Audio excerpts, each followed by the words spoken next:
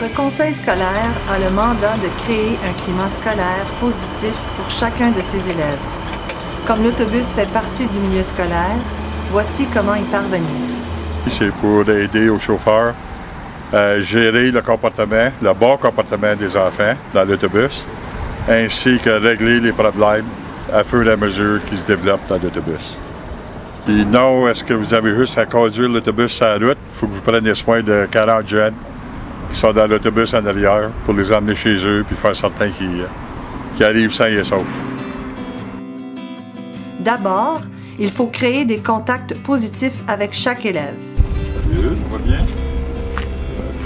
Pour y arriver, il est important d'accueillir chaque élève, d'apprendre le nom des élèves en début d'année, de s'assurer que tous les élèves, sans exception, reçoivent régulièrement une attention positive de votre part, de démontrer de l'intérêt et de leur montrer qu'on se soucie de leur bien-être, de faire des commentaires positifs le plus souvent possible, par exemple « belle casquette », de reconnaître les efforts quotidiens des élèves, d'avoir plus d'interactions positives avec les élèves que négatives ou correctives.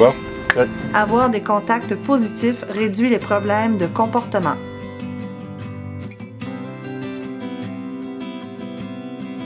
Une autre façon de créer un climat scolaire positif pour chacun des élèves est de leur expliquer les comportements qu'ils doivent avoir dans l'autobus.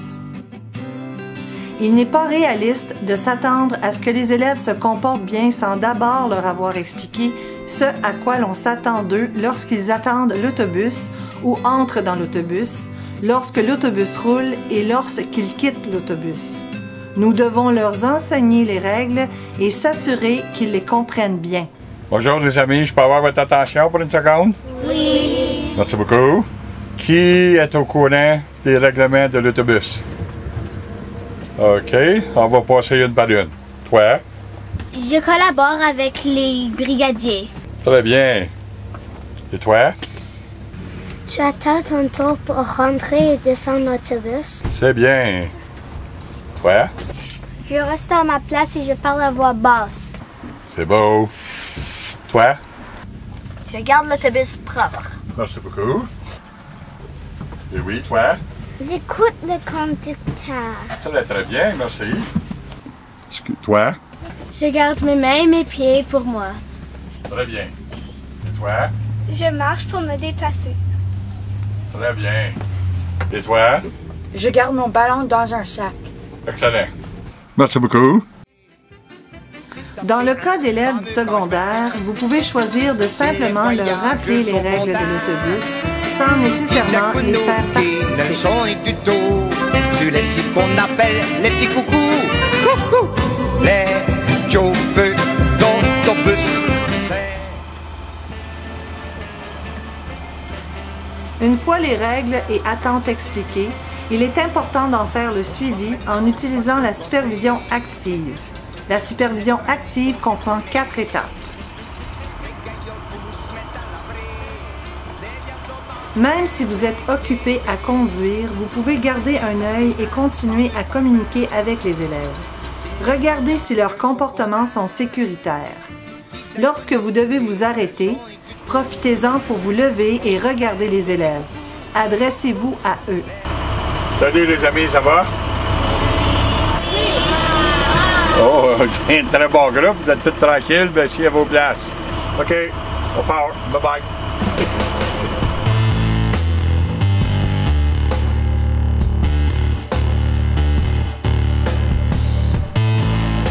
Pour pouvoir renforcer un comportement positif, il faut être attentif et attraper les élèves à bien faire. Bravo, quand vous les voyez amis. un comportement C'est très positif, bien. dites-le. On parle dans l'autobus. Très bien. Faites ça très très bien. Un par un. En ligne. Très bien les amis.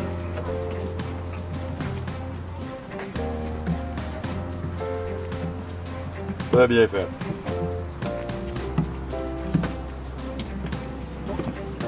Si vous ne prenez pas le temps de renforcer les comportements, vous manquez une chance d'encourager les comportements que vous voulez voir chez les élèves. OK, soyez-vous les amis, on part. Merci. Le renforcement positif est essentiel à un climat positif dans l'autobus et aide à réduire les comportements problématiques. Malgré tout, certains comportements problématiques devront être adressés.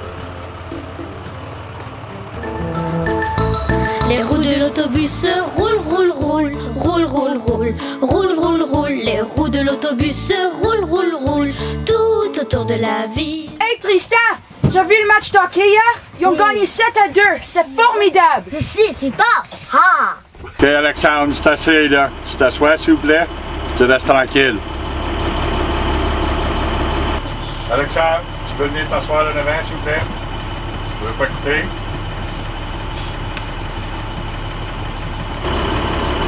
OK, si tu veux pas t'asseoir, tu vas venir t'asseoir en avant, s'il vous plaît. Viens t'asseoir en avant. Alexandre, une deuxième fois, tu viens en avant, s'il vous plaît. OK? OK, tu as 30 secondes. Soit tu viens t'asseoir en avant, ou je fais un rapport au directeur. Décide c'est quoi tu veux.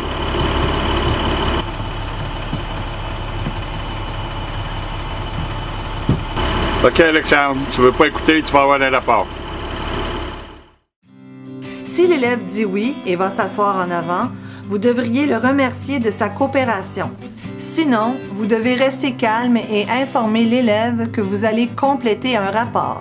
Il est important de ne pas entrer dans une lutte de pouvoir ou d'argumenter avec l'élève. Comme vous avez vu, la façon la plus efficace de réagir à un comportement problématique est de l'adresser rapidement et calmement. Il n'est pas utile de lever le ton ou de punir les élèves.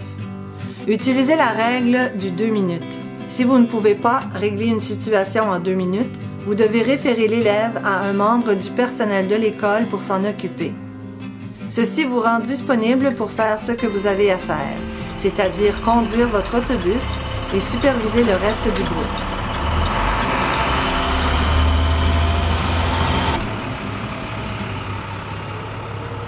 Le klaxon du bus fait tut-tut-tut tout autour de la ville. L'essence dans le bus fait glou glou glou, glou glou glou, glou glou glou. L'essence dans le bus fait glou glou glou tout autour de la ville. Si vous avez un ou des brigadiers dans votre autobus, il est important de vous rappeler qu'ils ne sont pas responsables de la supervision, mais qu'ils peuvent agir comme modèle positif pour les élèves. Rappelez-vous que vous faites partie de l'équipe école. Il est donc important que vous informiez la direction de ce qui se passe et que vous demandiez de l'aide au besoin.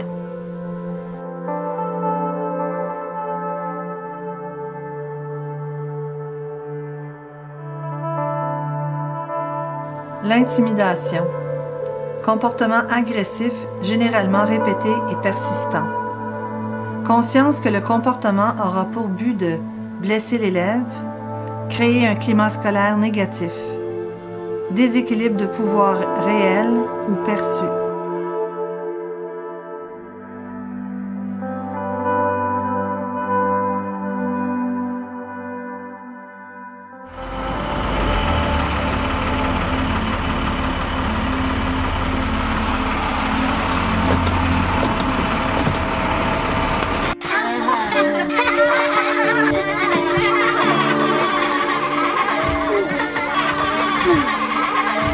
Hey Julie, ton manteau est pue, va t'asseoir plus loin.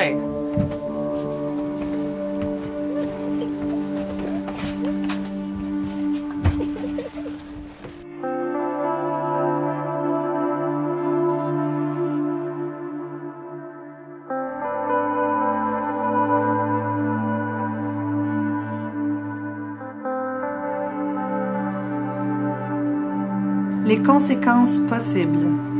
Pour les élèves victimes, anxiété, difficultés à l'école, décrochage scolaire, consommation de drogue, comportement délinquant, dépression, pensée suicidaire et ou tentative de suicide.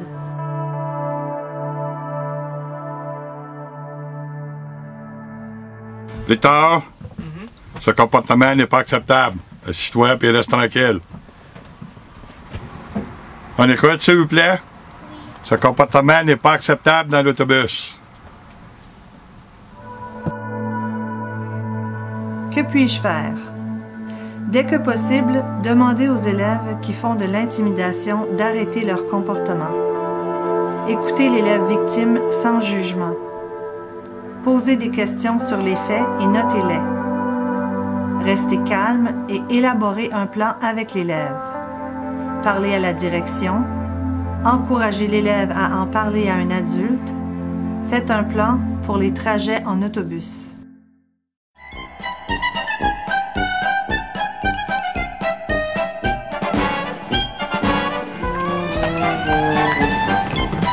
Salut.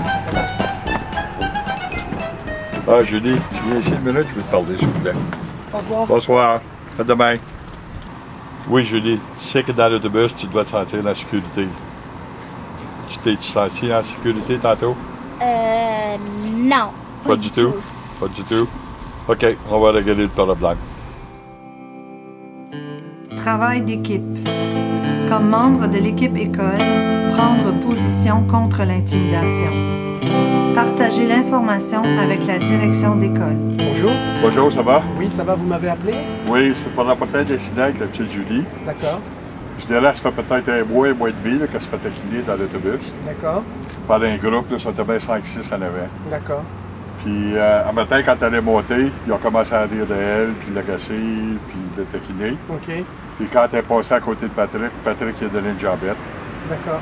puis elle est tombée par terre. OK. Donc là, on est vraiment à un autre niveau. Là. Oui, Il oui. ne s'agit plus simplement d'une taquinerie. Est-ce que est-ce que vous avez déjà fait des interventions dans l'autobus par rapport aux taquineries? Oui, je leur ai parlé 5-6 fois OK. pour leur dire qu'elle reste tranquille, puis qu'ils lâchent de l'agacer, puis cette affaire-là, puis ça continue. D'accord. On dirait qu'ils ne comprennent pas ou ils ne veulent pas comprendre. D'accord. Puis là, on a visiblement un incident. Ah ouais, un matin, là, c'était assez grave. D'accord. Pour lui faire donner une jambette. Là, puis... OK. Vous avez pris le temps, je présume, de discuter avec la petite Oui, j'ai parlé avec le groupe en avant, j'ai parlé avec Julie. D'accord. Puis j'ai spécifié qu'il fallait que ça arrête. D'accord. Puis j'ai parlé à Julie un matin en dehors de l'autobus, puis on lui a dit qu'on était pour s'en occuper. D'accord. Ben, je vous remercie beaucoup de me faire part de la situation.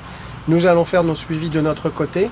Et puis, tenez-moi au courant si jamais il y a d'autres incidents qui se passent. Pas de problème. Nous allons nous assurer que la petite Julie ne vit plus ce genre de choses dans l'autobus. C'est bon. Okay. Merci beaucoup. Merci pour votre collaboration. Bonne journée. Merci.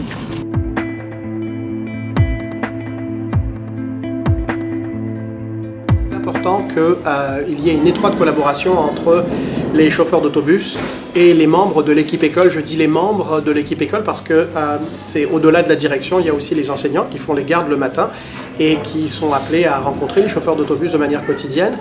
Nous expliquons à nos élèves, les directions d'école, qu'une journée d'école commence au moment où l'enfant, l'élève, arrive dans l'autobus et se termine, cette journée d'école, lorsque l'élève quitte l'autobus scolaire. À ce titre, les règlements de l'école s'appliquent aussi dans l'autobus, puisqu'elle fait partie de la journée scolaire, ce voyage de l'école à la maison et de la maison à l'école.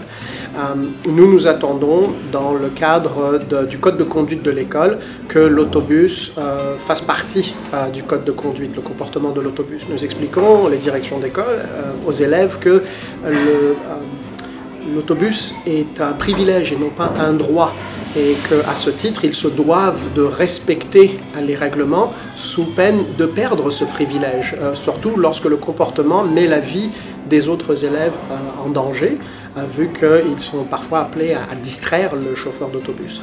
Un chauffeur d'autobus, plus la collaboration est étroite entre l'école, plus l'information circule, plus nous sommes à même de comprendre la réalité du chauffeur d'autobus et lui de comprendre aussi les contraintes que nous avons à gérer quotidiennement.